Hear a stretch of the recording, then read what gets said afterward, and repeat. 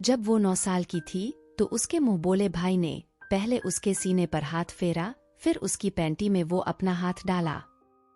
दोस्तों, इस वीडियो में एक ऐसी कहानी लेकर आई हूँ जिसको जानकर आपको बहुत कुछ सीखने को मिलेगा और आप ये भी जान जाओगे कि हमें उन गंदे लोगों से कैसे, कब, कहाँ बचकर रहना चाहिए और अपने बच्चों को उन रिश्तेदारों से कैसे बचाकर रखना चाहिए। तो आइए शुरू करते हैं।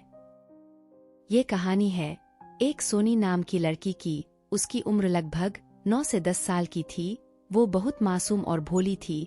सोनी के घर में उसकी बड़ी बहन की शादी हो रही थी। बहुत सारे मेहमान उसके घर आए, दूर के रिश्तेदार भी आए।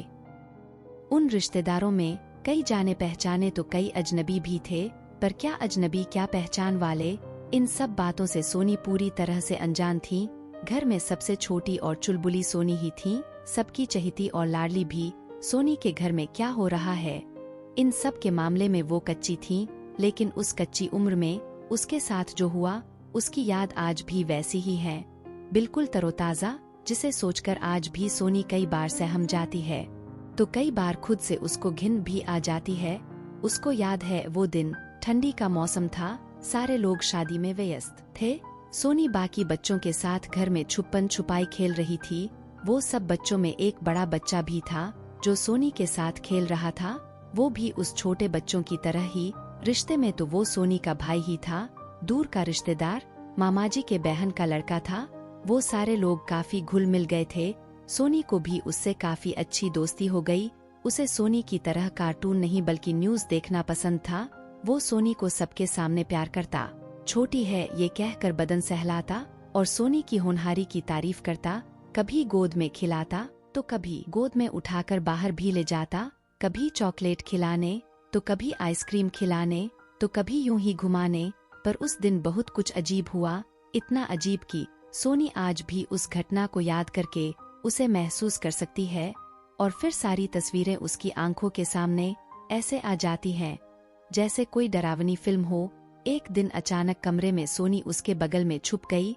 सोनी ने उनसे कहा भी, भाई किसी को बताना मत कि मैं आपके पास छुपी हूँ। उसने कहा ठीक है, नहीं बताऊंगा। खेल का बहाना देकर उसने सोनी से कहा मेरे पास आ जाओ, मेरे इस कंबल में, जहाँ मैं तुम्हें छुपा लेता हूँ और कोई भी तुम्हें नहीं ढूंढ पाएगा।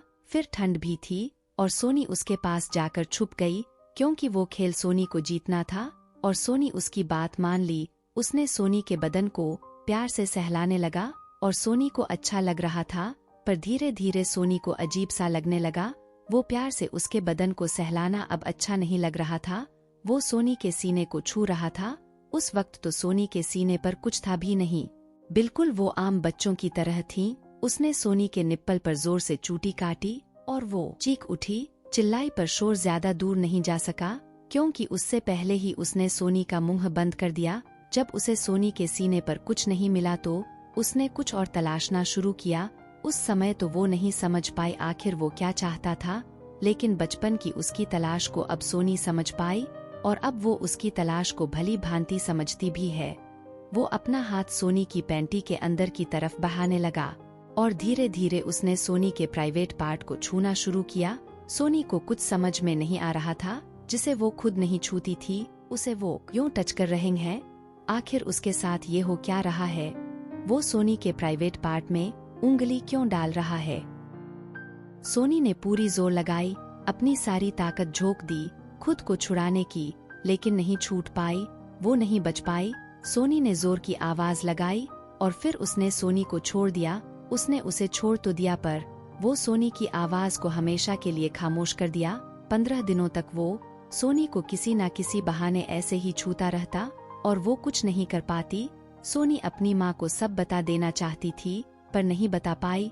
वो सोनी को और कहती, सारे बच्चे भाई के साथ सोएंगे। सोनी को तो उसका नाम भी नहीं पता था। सोनी को अपनी माँ से नफरत हो गई। वो क्यों नहीं उसे सुन रही थी? आखिर उसके अपनों ने ही सोनी के बदलते व्यवहार को क्यों नहीं देखा, और अगर देखा भी तो नजरअंदाज क्यों किया? माँ ने उसे बाकी मम्मियों की तरह गंदे तरीके से छूने के बारे में क्यों नहीं बताया था, जिसे आजकल गुड टच और बैड टच कहते हैं? सोनी की माँ उसमें और उसके भाइयों में कोई फर्क नहीं करती थी, पर क्या वो भूल गई थी कि वो एक लड़की है और कई वैसी दरिंदे आसपास ही हैं, सिर्फ बाहर ही नहीं अपने घर में भी। सोनी जैसी ना जाने कितनी लड़कियां होंगी जो जिसने शारीरिक और मानसिक प्रताड़ना झेली होंगी, और ये भी हो सकता है आज भी झेल रही होंगी।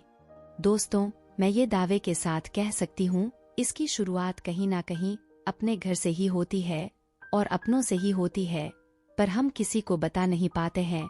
ना जाने क्यों हम डर जाते हैं, और तो और हमारे घर में भी हमारी आवाज को अनसुना कर दिया जाता है। ऐसा करने से कई बार हम खुद को ही कसूरवार मान लेते हैं, लेकिन ऐसा कब तक चलेगा, और हमें अपनों के खिलाफ आवाज उठाने में हमारे अपने ही क्यों रोक लेते हैं, जिसकी वजह से उस गम को हम सारी उम्र साथ लेकर चलने को मजबूर हो जाते हैं। आखिर कब तक? तो दोस्तों, ये कहानी यहीं समाप्त होती है। अब मैं आपसे इजाजत चाहूंगी, फिर मिलते हैं एक नई कहानी के साथ।